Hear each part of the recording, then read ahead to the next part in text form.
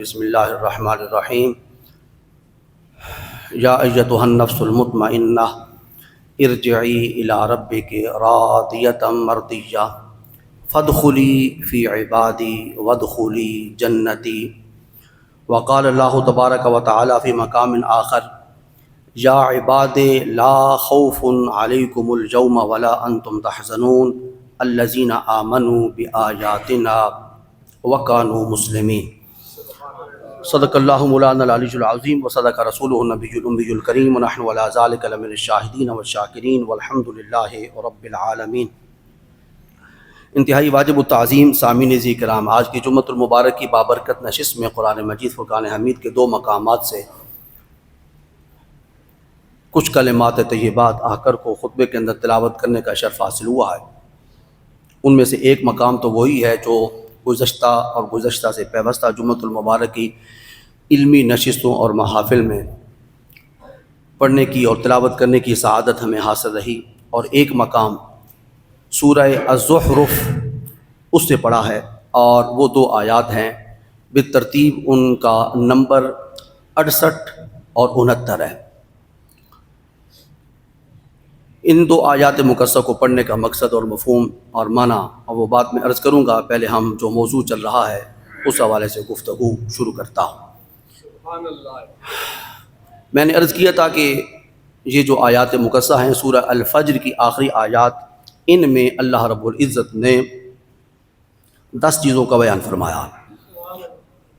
وہ آپ حضرات کے ذہن میں ہوگا، یا ایتها النفس المطمئنہ سے لے کے فادخلی فی عبادی وادخلی جنتی۔ آج جو گفتگو کا مرکزی نقطہ ہوگا اور محور ہوگا وہ لفظ عبادی ہے۔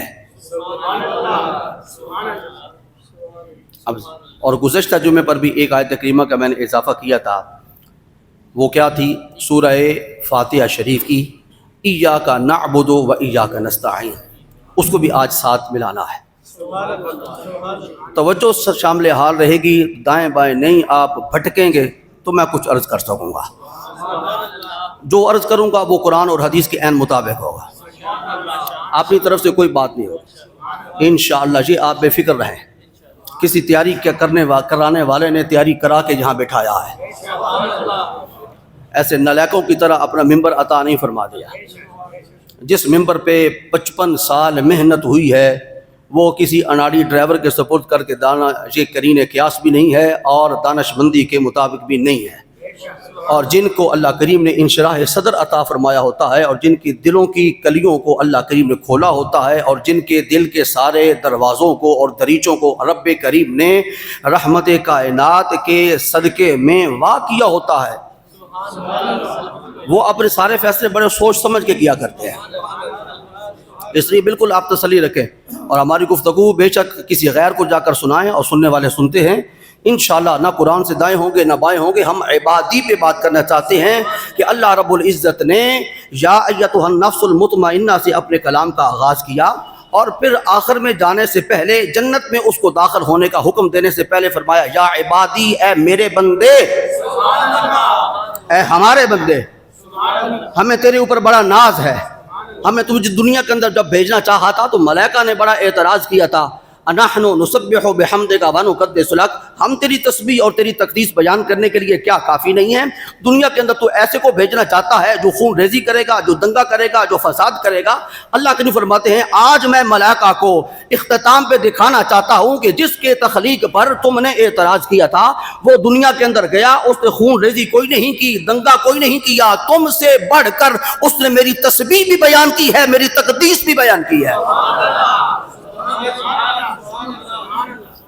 اور اے ملائکہ تمہاری تقدیس اور تمہاری تحلیل اور تمہاری تسبیح بیان کرنا یہ کوئی کمال کی بات نہیں ہے۔ تم اس ماحول کے اندر رہتے ہو جہاں نہ نفس ہے نہ شیطان ہے، جہاں کوئی رکاوٹ نہیں، جہاں کوئی بندش نہیں، جہاں کوئی قدغن نہیں، جہاں کوئی پابندی نہیں، جہاں کوئی گمراہ کرنے والا نہیں، اور تمہاری اپنی خلقت بھی نور سے ہے، اور نور بہک نہیں سکتا۔ میں انسان کو دنیا کے اندر بھیج رہا ہوں اور اربع عناصر اس کے اندر رکھے ہیں، پانی، ہوا، مٹی، آگ، سب کی اپنی اپنی جدا تاثیریں ہیں، اور پھر ان کے اندر میں نے نفس رکھا ہے، پھر ان کے ساتھ میں نے شیطان رکھا ہے، اور شیطان کا میرے ساتھ وعدہ ہے کہ میں ہر انسان کو گمراہ کروں گا۔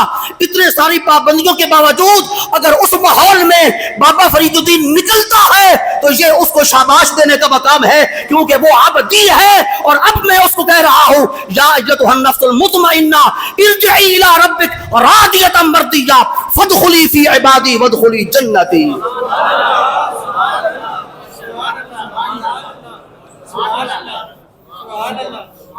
کوئی بات سمجھ آئی ہے کہ نہیں آئی؟ فرشتے سے بہتر ہے انسان بننا۔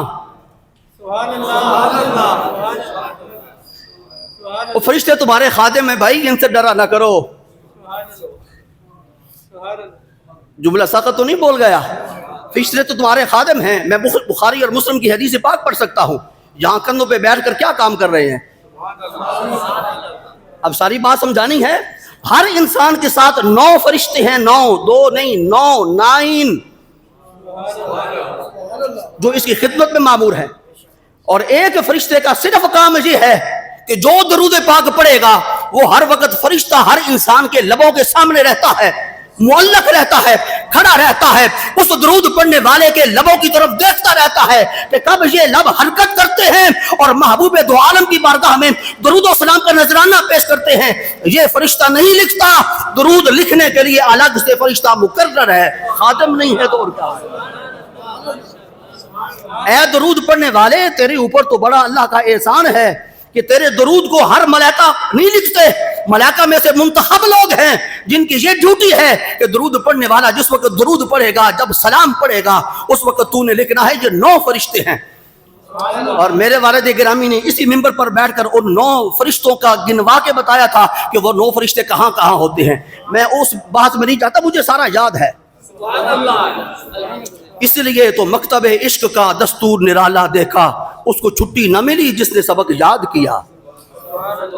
ادھر بیٹھا کرتا تھا جہاں فیصل صاحب بیٹھے ہوئے ہیں، اور ادھر بیٹھ کر میں ایک ایک لفظ کو ان کانوں سے سن کر دل کی تختی پہ لکھا کرتا تھا، اور اس وقت مجھے ہفتہ وار 20 روپے ملا کرتے تھے ہفتہ گزارنے کے لیے۔ ان میں سے 18 روپے کی کیسٹ لے کے، وہ کیسٹوں کا ذخیرہ آج بھی میرے پاس موجود ہے۔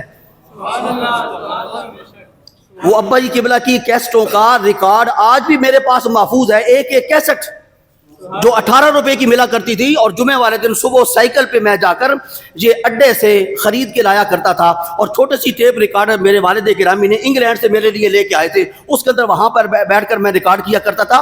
اشفاق صاحب شیخ بیٹھے ہوئے ہیں، وہ اس بات کے گواہ ہیں، وہ سارا ریکارڈ میرے پاس محفوظ ہے، اور وہ ریکارڈ ضائع ہو سکتا ہے، اس دل میں جو یادیں موجود ہیں، جو آواز موجود ہے، وہ زندگی بھر نہ ختم ہو سکتی ہے، نہ محو ہو سکتی ہے، نہ مٹ سکتی ہے۔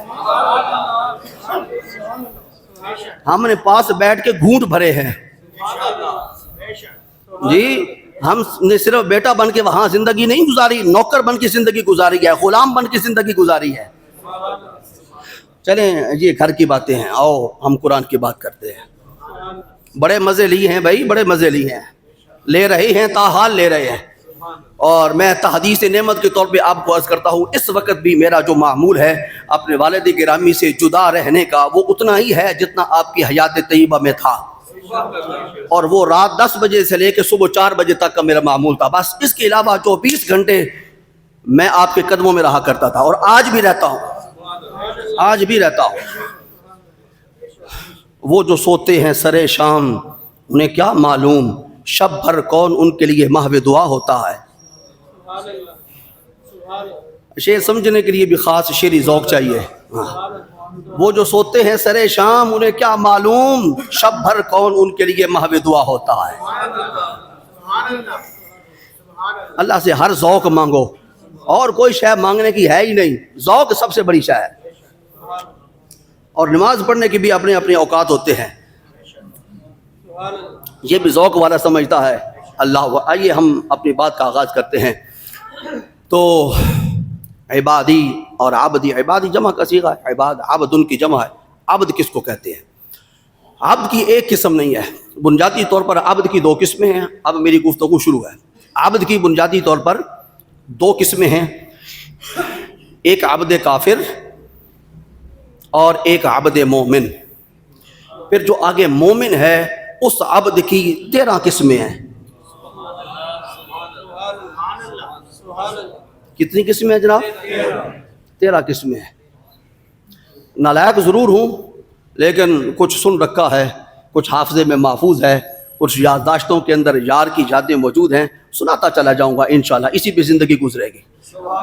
ان کا ذکر ہے کام ہمارا، دوسرا کوئی کام نہیں. سارے اچھے نام ہیں ان کے، اپنا کوئی نام نہیں. نام بھی ان کا چلے گا، کام بھی انہی کا چلے گا.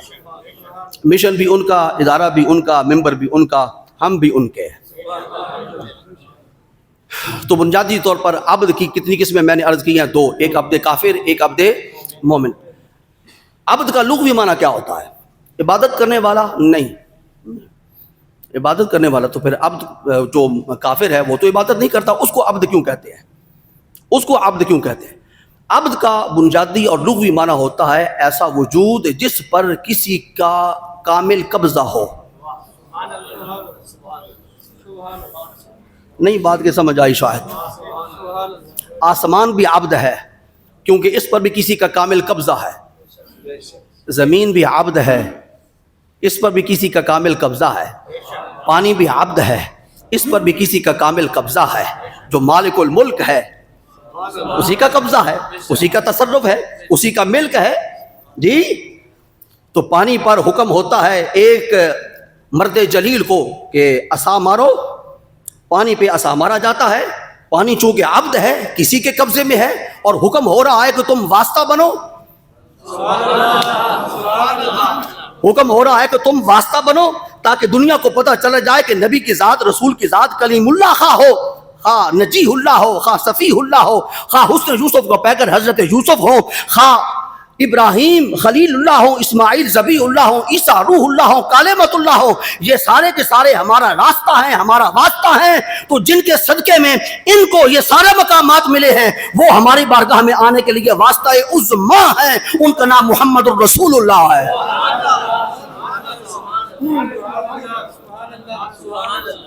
حکم ہوتا ہے پانی پہ عصا مارو. فانفجرت من حسنتا عشرۃ عینا قد علم كل اناس مشربهم كلوا واشربوا من رزق الله ولا تعصوا في الارض مفسدين. پانی کو پتہ ہے کہ میں الگ نہیں ہوتا، لیکن آج پانی الگ ہو رہا ہے. کیوں؟ امر الہی آ گیا.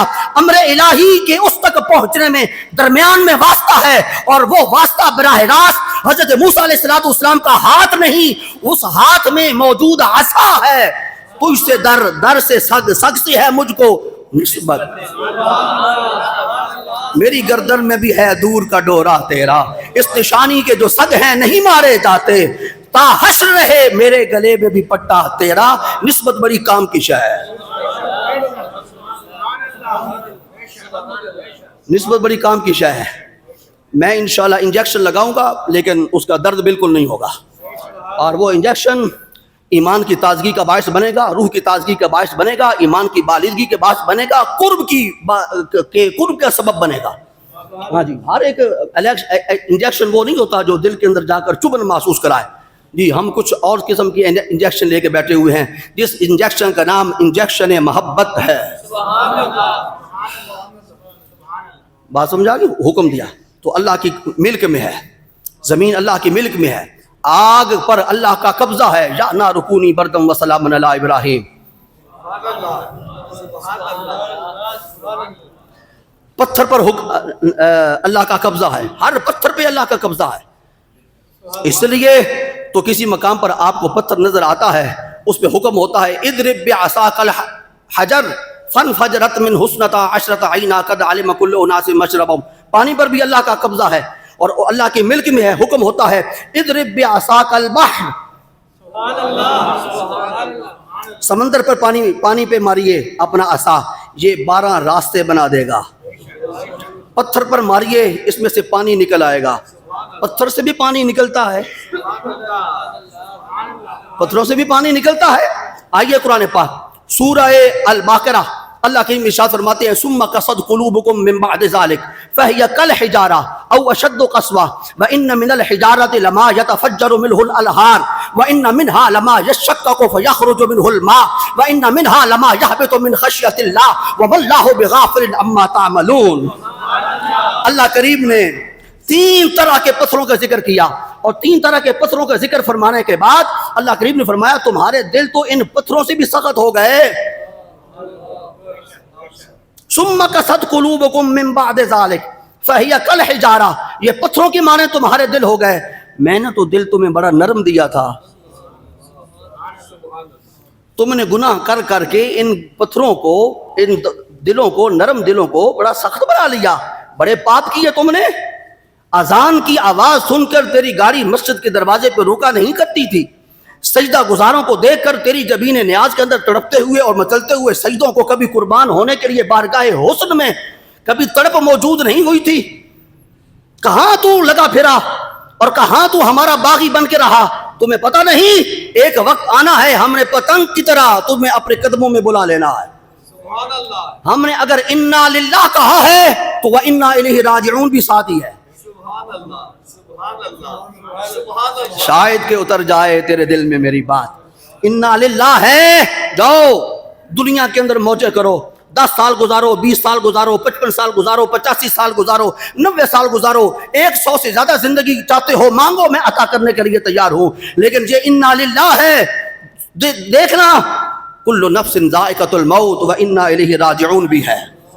لوٹ کر ہمارے طرف بھی آنا ہے، اور اس حال میں لوٹ کے ہمارے پاس واپس آنا کہ ہم کہیں راضیۃ مردیہ، تو ہم سے راضی ہے، ہم تیرے ساتھ راضی ہیں.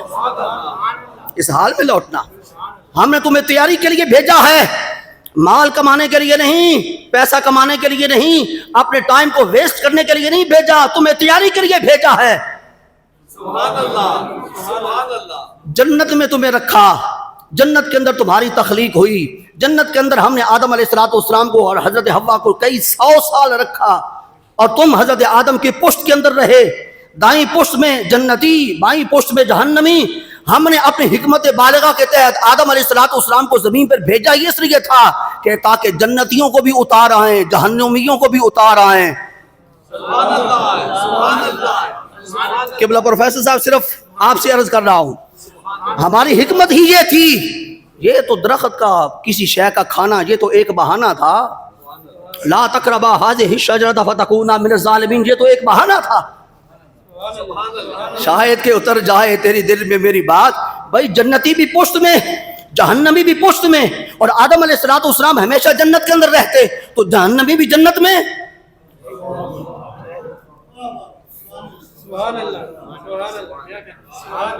جنتی بھی جنت میں، جہنمی بھی جنت میں.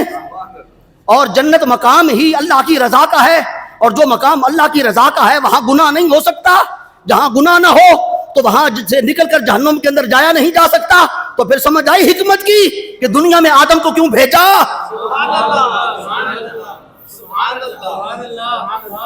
آج نہیں تو کل سمجھ آ جائے گی، اور کھل جائیں گے 2-4 ملاقاتوں میں. آدم علیہ السلام کو اس لیے بھیجا گیا. یہ کہنا کہ ان سے گناہ سرزد ہوا یہ تو بہت بڑا گناہ ہے. یہ کہنا کہ ان سے خطا سرزد ہوئی یہ تو بہت بڑی خطا ہے. کہنا کہ غلطی ان سے ہوئی یہ تو بہت بڑی غلطی ہے. نہیں، کوئی غلطی نہیں، مشیت ایزدی تھی. مرید مطلق کا ارادہ کاملہ تھا. مریدوں سن لو، اللہ بھی مرید ہے، کسی پیر کا نہیں. مرید کا معنی ہوتا ہے ارادہ کرنے والا. تو ہر جگہ پہ تو ہے ہی ارادہ اللہ کا. جو صفات سبعہ ہیں، صفات سبعہ جو ذات باری تعالیٰ کے ساتھ مختص ہیں، کسی اور کے ساتھ اندر وہ نہیں پائی جاتی. اگر پائی بھی جاتی ہیں تو جزوی اعتبار پہ پائی جاتی ہیں، یا ان کا ذل پایا جاتا ہے، یا ان کا سایہ نور پایا جاتا ہے، یا ان کے اندر رحمت کا پرتو پایا جاتا ہے. کامل طور پر وہ صفات سبعہ کسی انسان کے اندر نہیں پائی جا سکتی. ان صفات سبعہ میں سے ایک ارادہ ہے. ارادہ ایک علم ہے، ایک کلام ہے، ایک سمع ہے، ایک بصر ہے، ایک قدرت ہے. یہ صفات سبع ہیں جو اللہ کی ذات کے ساتھ خاص ہیں. اسی کا نام توحید ہے. اس کا نام توحید ہے. اللہ سارے جام الحمدللہ ادھر بھرے ہوئے ہیں، یہاں سارے جام بھرے ہوئے ہیں. جو بھی جس قسم کی تشنگی لے کے آئے گا اس کے منہ کے ساتھ وہ جام لگا دیا جائے گا. اللہ اکبر. تو آدم علیہ السلام کو دنیا کے اندر بھیجنے کا یہ مقصد تھا تاکہ جنتیوں کو بھی اتار آئیں، جہنمیوں کو بھی اتار آئیں۔ اور پھر فرمایا تبارک الذی بیدہ الملک وہو علی کل شیء قدیر الذی خلق الموت والحیاۃ لیبلوکم ایکم احسن عملا۔ کاش کہ اتنا عرصہ ہو گیا زندگی گزارتے ہوئے شیکسپیئر کے بڑے مقالے پڑھے اور بڑی جناب والا ہم نے ڈکشنریاں انگلش کی کھولی، قرآن بھی پڑھا ہوا ہوتا تو جب فقیر پھر قرآن پاک کی آیت کریمہ پڑھتا تو فوراً طور پر سمجھ آ جاتی کہ اس کا ترجمہ کیا ہے۔ دنیا کے اندر موت اور حیات کو کیوں پیدا کیا؟ یہی فلسفہ ہے موت و حیات ہے۔ لیبلوکم ایکم احسن عملا، تم میں سے کون حسین ترین عمل کر کے واپس پلٹتا ہے، واپس پلٹتا ہے۔ ہم نے تو بھیج دیا وہی پھر پرانی آیت کریمہ جو میں نے آج سے کوئی 5-7 جو میں پہلے موضوع سخن بنائی رکھی، والتین والزیتون وطور سینین وہذا البلد الامین لقد خلقنا الانسان فی احسن تقویم ثم رددناہ اسفل سافلین الا الذین آمنوا وعملوا الصالحات فلہم اجر غیر ممنون۔ نیچے اتارا اور پھر کہا ہم واپس بلائیں گے، تو خود نہیں آ سکتا، اتنی پستی میں ہم نے تمہیں اتارا ہے تو خود اوپر نہیں آ سکتا۔ اب پستی میں اترنے کے بعد تو اپنی طاقت 1000 لگا لے، اوپر نہیں آ سکتا، ہم لے جائیں گے، ہم لے جائیں گے۔ لیکن یاد رکھ تیاری ہم نے نہیں کروانی، تیاری کروانے کے لیے اللہ نے اپنے محبوب کو دنیا کے اندر بھیجا، فرمایا تم جاؤ اور معلم بن کے جاؤ، صرف نبی نہ بن کے جاؤ، نبی رحمت بن کے جاؤ، صرف رسول بن کے نہ جاؤ، اپنا اسوہ حسنہ لے کے رسول اعظم اور رسول کل بن کے جاؤ، اپنا اسوہ ان کے سامنے رکھو، جیسے میں سجدہ کرتا ہوں ویسا سجدہ تم نہیں کر سکتے، صلو کما رأیتمونی اصلی، ویسے کرتے چلے جاؤ جیسے محمد کرتے چلے جا رہے ہیں۔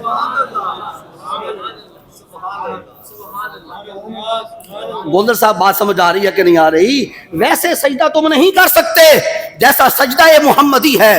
اور بھئی تم سجدہ محمدی کو روتے ہو، تم سجدہ حسینی نہیں کر سکتے، تم سجدہ حسنی نہیں کر سکتے، تم سجدہ قاسم نہیں بجا لا سکتے، تم سجدہ عبداللہ نہیں لے کے آ سکتے جو 6 ماہ کے بچے نے کربلا کے میدان کے اندر سجدہ کیا تھا۔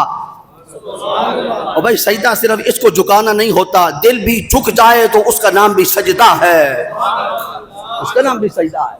کربلا کے میدان میں ننھے شہزادے جو حضرت امام حسین کے ہاتھوں میں تھے وہ خود تو سجدہ نہیں کر سکتے تھے، لیکن جس وقت پیغام اجل آیا اور اللہ نے فرمایا کہ ہم آپ کو جام شہادت کے ساتھ اپنے بارگاہ ناز میں بارگاہ میں پیش کرنا چاہتے ہیں، تو اس وقت نہ اون پیچھے رہے، نہ قاسم پیچھے رہے، نہ محمد پیچھے رہے، نہ حسن کے لخت جگر پیچھے رہے، نہ حسین کے لخت جگر پیچھے رہے۔ 6 ماہ کا بچہ اس نے بھی اپنا دل اللہ کی بارگاہ میں جھکا دیا۔ مولا کریم سر تسلیم خم ہے جو مزاج یار میں آئے،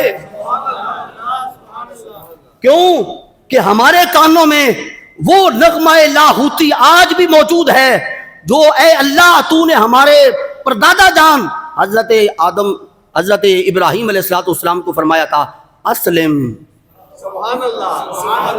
اسلم، سر تسلیم خم کر دے، مطیع ہو جا، فرما بردار ہو جا۔ ایک لمحہ بھی نہیں لگایا تھا، اب اسلم، قال اسلمت لرب العالمین۔ اب اسلم کے بعد نہ فقالہ ہے نہ وقالہ ہے، نہ واو کا فاصلہ ہے نہ فا کا فاصلہ ہے۔ حکم آیا اسلم، جواب عرض کیا اسلم تو، اسلم تو۔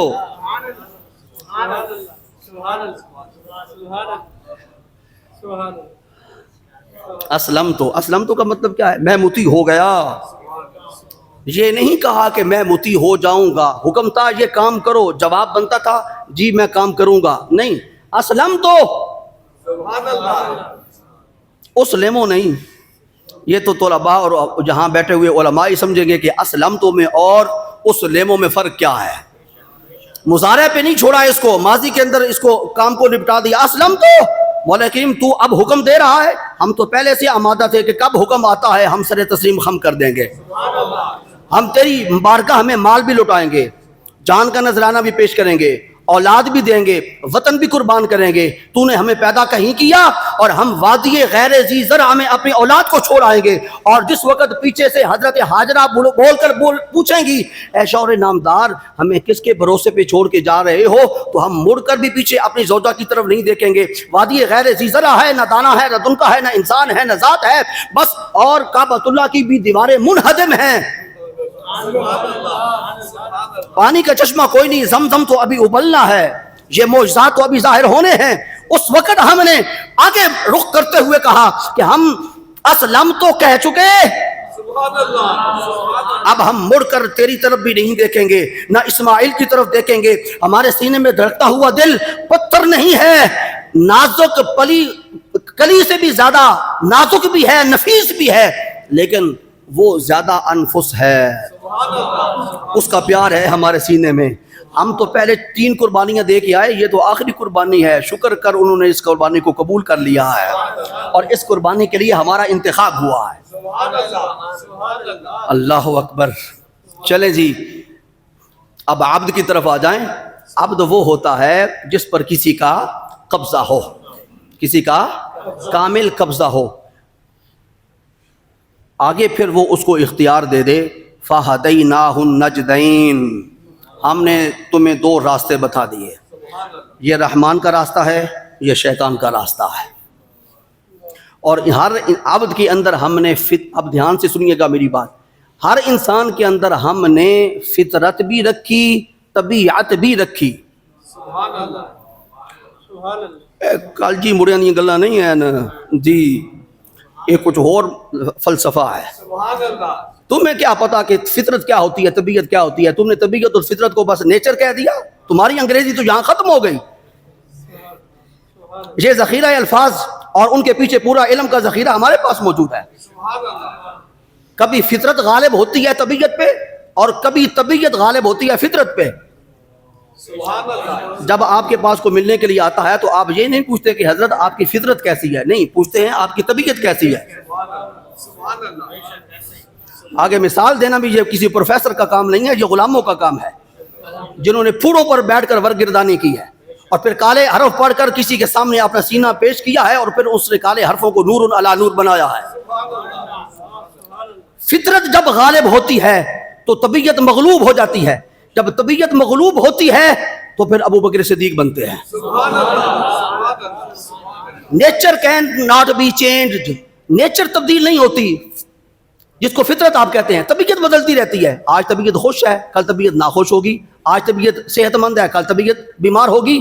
فطرت تبدیل نہیں ہوتی. رحمت کائنات صلی اللہ علیہ وسلم نے ارشاد فرمایا, اگر تمہیں پتہ چل جائے کہ کسی نے ایک پہاڑ کو اس مقام سے دوسرے مقام پر منتقل کر دیا ہے تو مان لینا, لیکن اگر تمہیں کوئی بتائے کہ فلاں آدمی کی فطرت بدل گئی ہے, تسلیم نہ کرنا. آیا کرو قمر روم میں, آیا کرو, بالکل آیا کرو. باب رحمت بند نہیں ہوا, باب علم بند نہیں ہوا, باب محبت بند نہیں ہوا, باب عشق بند نہیں ہوا, باب حقیقت و معرفت و محبت اور عشق الہی بند نہیں ہوا. میرے والد گرامی گئے ہیں, اپنا بخت چھوڑ کر گئے ہیں.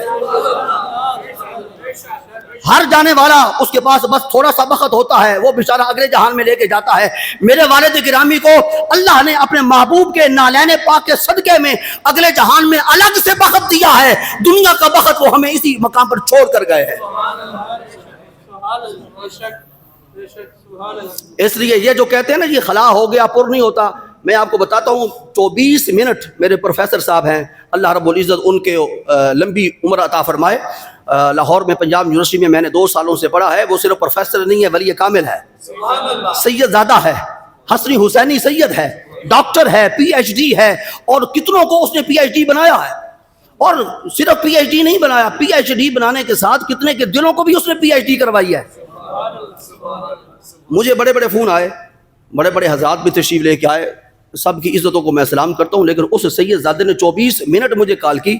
میرے ٹیبل پہ آج بھی پیج پڑا ہوا ہے جو نصیحتیں اس میں انہوں نے مجھے فرمائی ہیں اس فون میں, اور ساتھ مجھے کہا ہے ان کا لقب وہ استعمال کرتے ہیں ایک تخلص, ابے.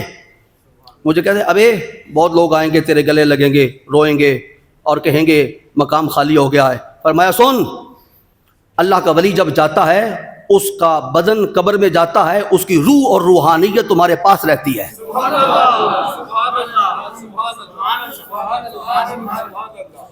اب تو کالج والے سمجھ جائیں، اب تو کالج کا جو ماں ہے یونیورسٹی اور پنجاب یونیورسٹی، اس کا پروفیسر، اور صرف پروفیسر نہیں، اس کا پی ایچ ڈی، صرف پی ایچ ڈی نہیں، چھوٹے ہیں پی ایچ ڈی تو ہزاروں لگے پھرتے ہیں، کوئی ان کو پوچھتا نہیں ہے. جو سید زادہ ہے اس کے جملے زبان سے کیا نکلے؟ وہ فرمانے لگے کہ بھائی صرف جسم قبر کے اندر منتقل ہوتا ہے، روح اور روحانیت باقی رہتی ہے. روح اور روحانیت ہمارے ساتھ ہے، لیکن روح کو سمجھنے کے لیے اپنی روحانیت کو اپنی جسمانیت پہ غلبہ دینا ہوگا.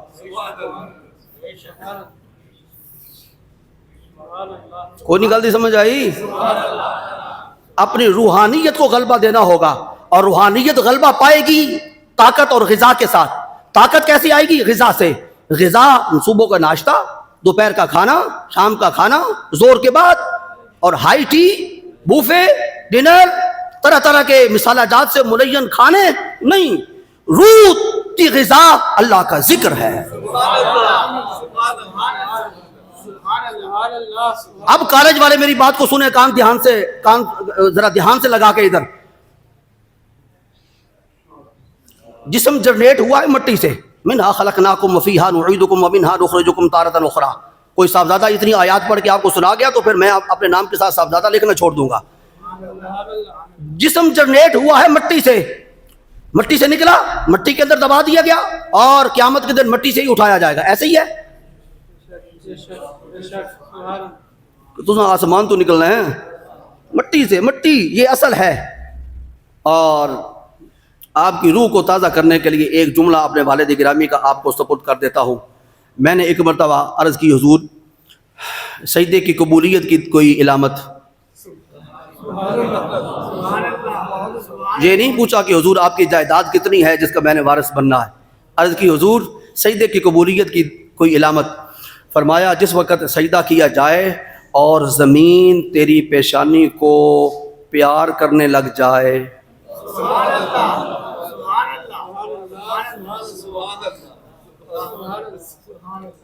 میں نے عرض کی حضور زمین پیشانی کو پیار کرنے کی دلیل؟ فرمایا سر سجدے سے اٹھانے کو جی نہ چاہے.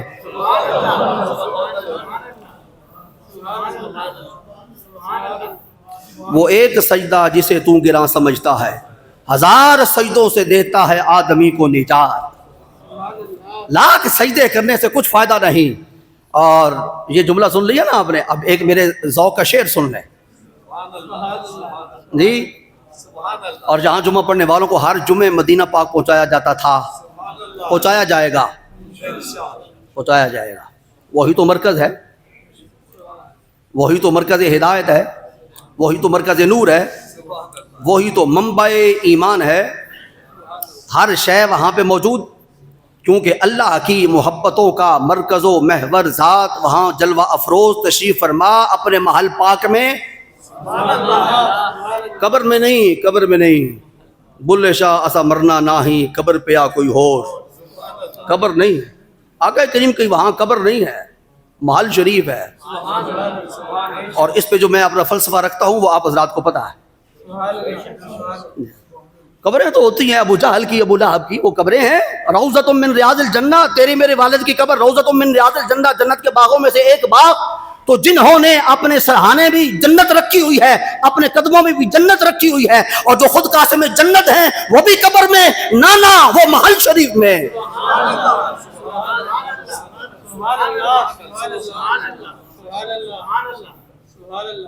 جس حرمہ نصیب کو سمجھ نہیں آتی وہ کہیں اور جمعہ پڑھنا شروع کر دے. ہاں دیدہ کور کو کیا آئے نظر دیکھ، کیا دیکھے آنکھ والا تیرے جوبن کا تماشا دیکھے. हुस्न जौवन पे हो तो उसके लिए अंधे को नहीं लेके आया जाता कि हाफिज जी आप आकर देखें। हुस्न जिस वक्त अपना कमाल के साथ अपने पूरे जौवन पे हो, उस वक्त किसी आंख वाले को, किसी बीना को लाया जाता है, जिसकी आंखों में हुस्न देखने का ज़ौक़ और शौक और लिल्लाहियत और इखलास और कैफियत मौजूद होती है, उसे लाया जाता है। हुजूर आइए, महबूब ने आज तमाशा किया है, जलवा दिखाया है, आज सारे नैन सामने हैं, आज उठी हुई नाक भी सामने है और नशीली आंखें भी सामने हैं, दराज पलके भी सामने हैं, वद्दुहा का चेहरा भी सामने है, वल्लैलि इज़ा सजा की जुल्फे भी सामने हैं, यदुल्लाह वाले हाथ भी सामने हैं, वाला अमरो का इन्नहुम लफी सकरतिहिम यामहून की हयात तय्यबा भी सामने है, ला उक़सिमु बिहाज़ल बलद के कदम भी सामने हैं, वो भी सामने हैं जिन्हें अल्लाह ने अपना महबूब बनाया है। आइए आकर देखिए, आंख वाला तेरे जोबन का तमाशा देखे, दीदाए कौर को क्या आए नजर क्या देखे, दीदाए कौर को क्या आए नजर क्या देखे। आओ मदीना तैयबा में चलते हैं और उस नूरानी फिजा में सांस लेते हुए उस हर मकाम पे सजदा करने की कोशिश करते हैं और इस तसव्वुर में डूब कर सजदा करते हैं कि यहाँ यार चला करता था, ये यार की गलियां हैं, इन मकामात में से किसी मकाम पर यकीनन मोहम्मद पाक के कुदूम में मैमनत लुज़ूम लगे होंगे और मेरी पेशानी को मेराज नसीब हो जाएगी जब उन कुदूम में मैमनत लुज़ूम के निशानों पर मैं अपनी पेशानी रख कर कहूंगा मैं अदना हूं, सुबहान रब्बियल आला, ऐ मौला तू आला है। लेकिन हर सर के मुकद्दर में कहां लज्जत सजदा,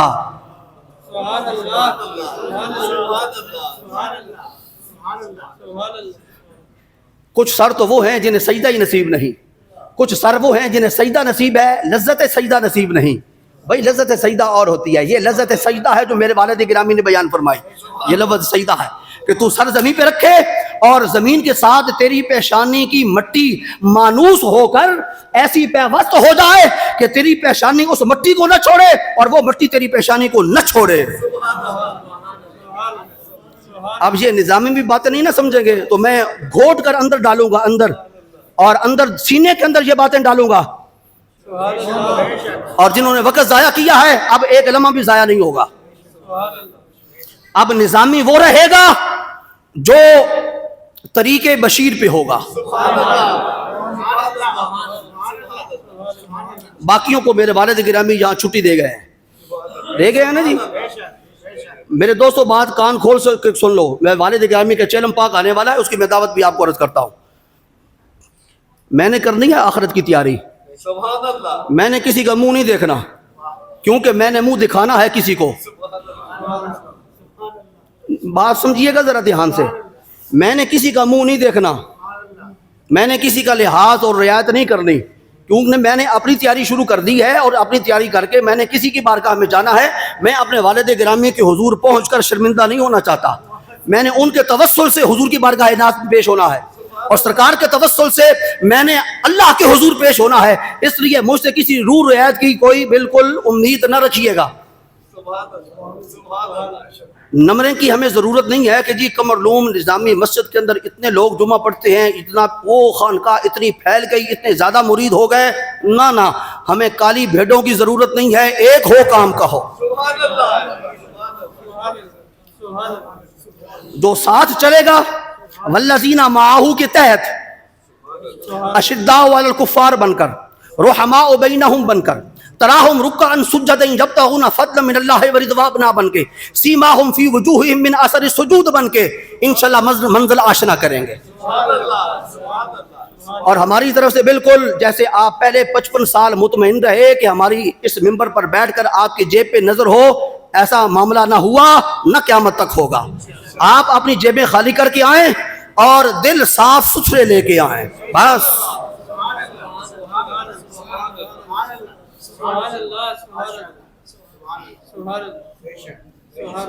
शायद बाहर वालों को मेरी गल समझ को नहीं होती भाई, उसी इंशाल्लाह उसी। गुजरात वाले याद रखेंगे कि गुजरात से बाहर आकर किसी ने गुजरात के एक कोने को आबाद किया था, किया कि नहीं किया? ये अंदर बैठे हुए अक्सर व बेशतर अफराद वो हैं जिनके चेहरों पे सुन्नत रसूल करीम का नूर इस मिंबर पर बैठने वाले ने सजाया है। गुजरात में पहली मर्तबा نماز تسبیح با جماعت پہلی مرتبہ جب سے دنیا بنی ہے میرے والد گرامی نے شروع کروائی. بڑے اختلافات اٹھے مسجدوں میں کیونکہ مولوی صاحبان کو نماز جماعت نماز تسبیح پڑھانے کی مجبوری بن گئی. کمیٹی والے کہا کرتے تھے کہ حضور وہ غوثیہ مسجد میں پڑھاتے ہیں, جلال الدین مسجد میں پڑھاتے ہیں, تو آپ بھی پڑھائیں. وہ کہتے تھے ہمیں تو 12,000 تنخواہ آپ دیتے ہیں, ہم تو ایسا نہیں کر سکتے. تو بڑے پھر اختلافات ہوئے, پھر والد گرامی پہ فتوے لگے. لیکن اب اس ہر مسجد کے اندر نماز تسبیح ہو رہی ہے. اس کی بنیاد کس نے ڈالی؟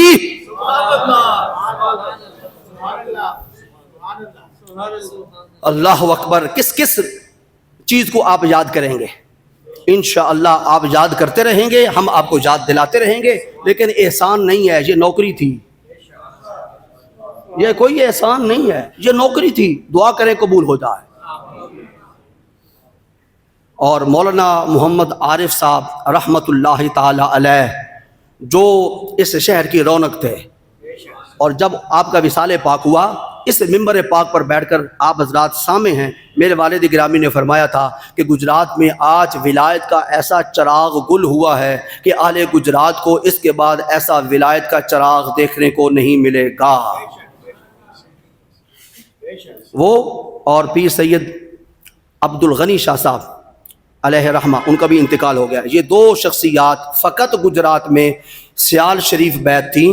اس کے علاوہ جتنے گجرات اور اس کے ارد گرد لوگوں کو, گجرات کے لوگوں کو سیال شریف کا راستہ دکھایا ہے میرے والد گرامی نے دکھایا. خود لے کر گئے ہیں, خود لے کر گئے ہیں. بعد میں پتہ نہیں کیا کیا سے کیا کیا ہوتا رہا, لیکن ایک اہل عشق تھے, جہاں کھڑے تھے وہیں کھڑے ہیں. دنیا ادھر ہوتی رہتی ہے, پھرتی رہتی ہے, لیکن اہل عشق کا ایک ہی قبلہ ہوتا ہے. ہر سر کے مقدر میں کہاں لذت سجدہ, ہر سجدے کی قسمت میں کہاں کوئے محمد, وما علیہ الا البلاغ.